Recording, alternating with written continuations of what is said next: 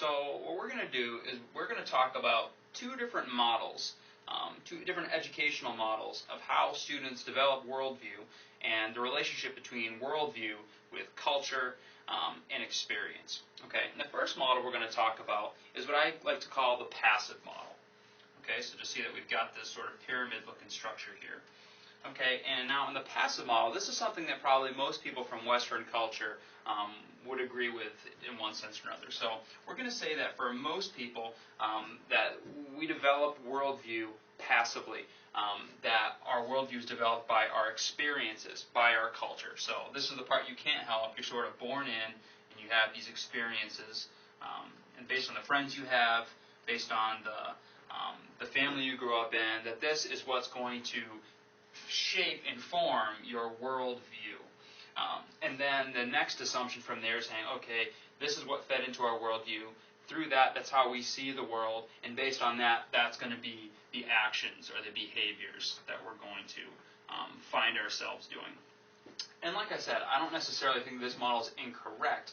I just think it's more undesirable. And this isn't something that just non-Christian folks are battle with. I say a lot of Christians are sort of in this loop. You know, they were born into a Christian home. From that, it developed their worldview.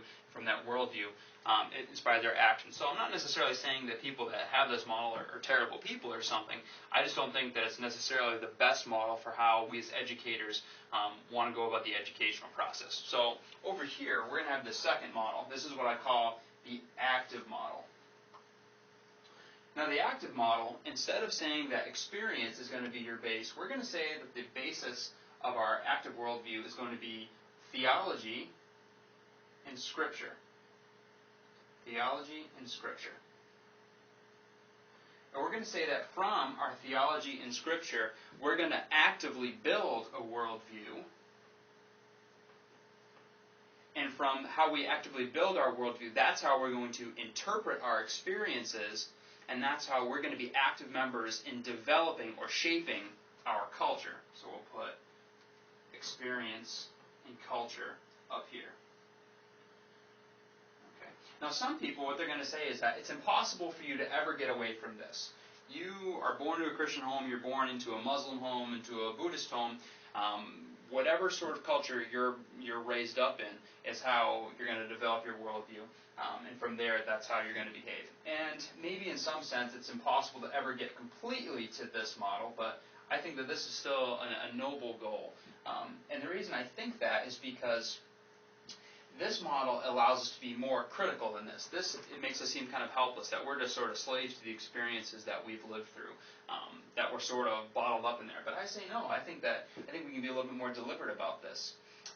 And when you say that theology and Scripture, people are saying, well, you know, you're born in a Christian home, so that's why you sort of think this way. But what I like to say is that, you know, we can really broaden our students' perspective here, okay? Because we have 2,000 plus years of materials from people that were from different times, people that were from different cultures, from all over the world. And so when we as educators have our students reading different things, we can broaden this experience pool. We can broaden this and construct a solid theology that interprets Scripture well, and from there we can sort of develop our worldview, and from that move on to interpreting our experience and building a culture.